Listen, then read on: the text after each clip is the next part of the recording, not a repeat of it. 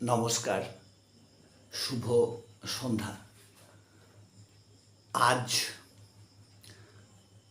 ভারতের 15তম 15th president তথা রাষ্ট্রপতি হিসাবে শপথ গ্রহণ করলেন মাননীয়া দলিত সম্প্রদায়ের একজন সাঁওতাল রমণী, যার নাম দ্রৌপদী মুর্মু। ইনি আজ 15th অর্থাৎ 15তম রাষ্ট্রপতি হিসাবে স্বাধীন ভারতের শপথ নিলেন। আপনারা সকলেই জানেন, ভারত 1947 সালের 15ই আগস্ট স্বাধীনতা লাভ করে। সেই স্বাধীনতার এবার 75তম বর্ষ উদযাপিত হবে। তার প্রাক্কালে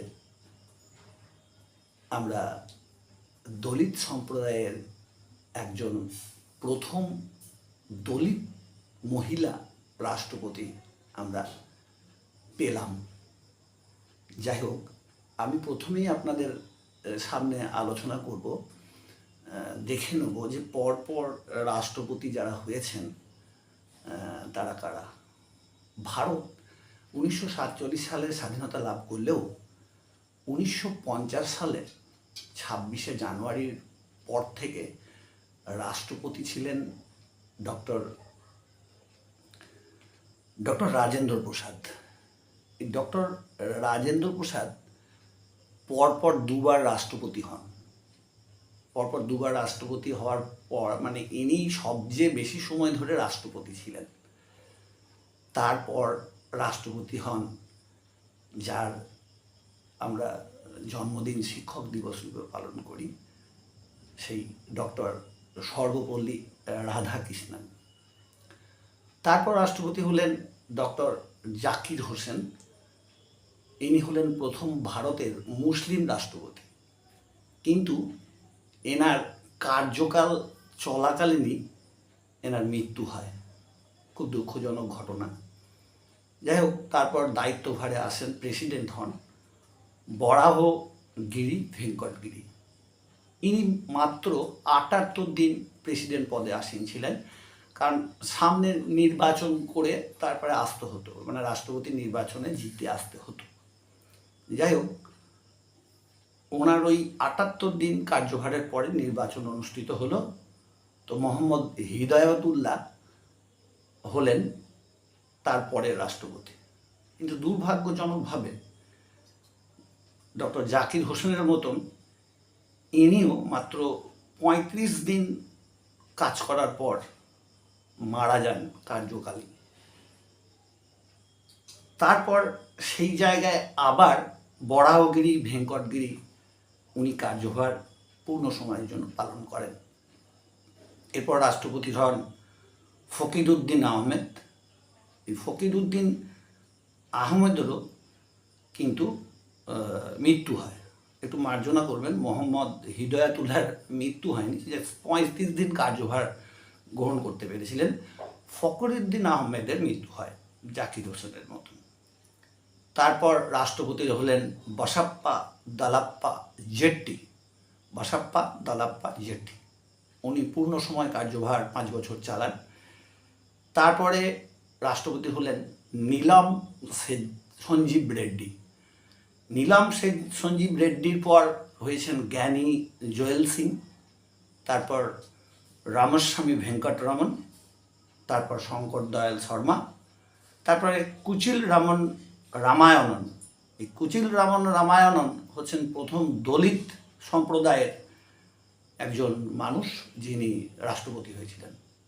তারপর রাষ্ট্রপতি হলেন আমাদের সবার প্রিয়, সকলের প্রিয়, প্রাণের মানুষ এপিজি আব্দুল কালাম, আবুল পাকির জয়নাল উদ্দিন আব্দুল কালাম। আপনারা জানেন, এনার সময়ে পরমাণু অস্ত্র থেকে আরম্ভ করে সমস্ত কিছুতে ভারত একদম পুরো শীর্ষে স্থান অধিকার করেছেন। তো যাই হোক, তারপরে প্রথম মহিলা রাষ্ট্রপতি হলেন স্বাধীন ভারতের প্রথম মহিলা রাষ্ট্রপতি হলেন প্রতিভা পাটিল। প্রতিভা পাটিলের পর আমাদের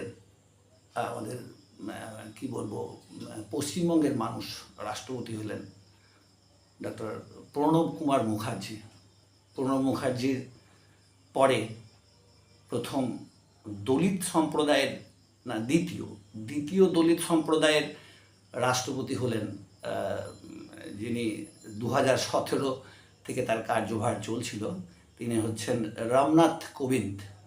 তো রামনাথ কোবিন্দের কার্যকাল আজ শেষ হয়েছে এবং আজই রাষ্ট্রপতি হিসাবে শপথ গ্রহণ করেছেন দ্রৌপদী মুর্মু। আজকে 25শে জুলাই রাষ্ট্রপতি হিসাবে শপথ গ্রহণ করলেন। যাই হোক, ইনি এখন দায়িত্বভার চালাবেন। খুবই খুশির এবং আনন্দের খবর যে এরকম একজন রাষ্ট্রপতি আমরা পেলাম দলিত সম্প্রদায় থেকে। ইনি যশবন্ত সিনহাকে মানে বিপুল পরিমাণ মার্জিনে জয়লাভ করেছেন। তো আমাদের রাজ্যের মুখ্যমন্ত্রী থেকে আরম্ভ করে যশবন্ত সিনহা সবাই টুইট করেছেন। আমাদের প্রধানমন্ত্রী নরেন্দ্র মোদী, অমিত শাহজি, স্বরাষ্ট্রমন্ত্রী সবাই তাকে উইশ জানিয়ে এসেছেন, অভ্যর্থনা, কনগ্র্যাচুলেশন জানিয়েছেন। যাই হোক, এখন উনি রায়সিনা হিলসে থাকবেন। রায়সিনা হিলস হচ্ছে রাষ্ট্রপতির বাসভবন। তো রাষ্ট্রপতি 5 লাখ টাকার মতো মাইনে পান। আচ্ছা, যাই হোক, ওইসব দিকে আমি যাচ্ছি না। আপনাদের একটু ছোট্ট করে খুব অল্প কথার মধ্যে এই সাঁওতাল মহিলার, একজন সাঁওতাল মায়ের কাহিনী শোনাই। খুব দুঃখের জীবন, খুবই দুঃখের জীবন দ্রৌপদী মুর্মুর। প্রথম কথা, 2টি সন্তানের পর বিয়োগ, 2টি ছেলে পর মারা যায়। বড় ছেলে মারা যাওয়ার পর ছোট ছেলে রোড অ্যাক্সিডেন্টে মারা যায়। সেই ধাক্কা হাজব্যান্ড ওয়াইফ দুজনেই সামলাতে পারছিলেন না। তো স্বামী এবং উনি দুজনেই ডিপ্রেশনে চলে যায়। একটি মেয়ে আছে, তো মেয়ে বর্তমানে ইউকো ব্যাংকে চাকরি করে। যাই হোক, দুজনের মৃত্যুর পর স্বামীও আঘাত সহ্য করতে পারলেন না, স্বামীও মারা গেলেন। তো খুবই গরিব ঘর থেকে উঠে আসা এইরকম একজন মহিলা ক্লাস 7-এ পড়াকালীন একজন মন্ত্রীর কাছে গিয়ে সাহায্য ভিক্ষা করেছিলেন যাতে পড়াশোনাটা উনি চালাতে পারেন। তো সামান্য একটা ক্লার্কের চাকরি থেকে আজকে এই যে এত বড় একটা জায়গায় আসা, এটা বোধহয় ভারতীয় সংবিধানের একটা বৈচিত্র্যময় প্রভাবের মধ্যে রয়েছে। তা না হলে কি একজন পেপারওয়ালা, অর্থাৎ আমি বলতে চাইছি এপিজে আব্দুল কালামের কথা, তিনি রাষ্ট্রপতি হন? একজন চাওয়ালা অর্থাৎ মোদিজি, তিনি কি দেশের প্রধানমন্ত্রী হতে পারেন? একজন এরকম দলিত সম্প্রদায়ের মহিলা যিনি ক্লার্ক থেকে আজ রাষ্ট্রপতি হলেন, এটা বোধহয় ভারতীয় সংবিধানের বৈশিষ্ট্য যে এই রকম আমাদের সবাইকে একটা স্থান দেওয়া, মানে এখানে কেউ পিছিয়ে নেই। এটা আবার একবার কোথাও প্রমাণিত হলো। যাই হোক, আমি বক্তব্য খুব বেশি দীর্ঘায়িত করব না। দ্রৌপদী মুর্মু সম্পর্কে আপনারা অনেক কথাই মানে নেটে জানতে পারবেন। আমিও খানিকটা পড়াশোনা করলাম, তো দেখলাম মানে চোখে জল চলে আসছে ওনার ইতিহাস পড়তে গিয়ে। প্রথমে একটা চাকরি করতেন, কিন্তু ফ্যামিলির চাপে সেটা থেকে সরে আসেন। তারপরে বিনা পয়সাতেই পড়াতেন, এক জায়গায় শিক্ষা দিতেন। স্বামীর পরামর্শে প্রথম কাউন্সিলর হওয়া বিজেপির হয়ে, তারপরে বিজেপির টিকিটেই জিতে আসা, বিধায়ক হওয়া, তারপরে রাজ্যপাল হিসাবে দায়িত্বভার গ্রহণ করা, সম্ভবত মহারাষ্ট্রের রাজ্যপাল হিসাবে পূর্ণ দায়িত্ব পালন করেছেন উনি। আর আজকে তো আমরা দেখতেই পাচ্ছি যে তিনি কোথায় পৌঁছলেন। শপথ গ্রহণ অনুষ্ঠান দেখলাম দুপুরে স্কুলে বসে কিছুক্ষণ অফ পিরিয়ডে।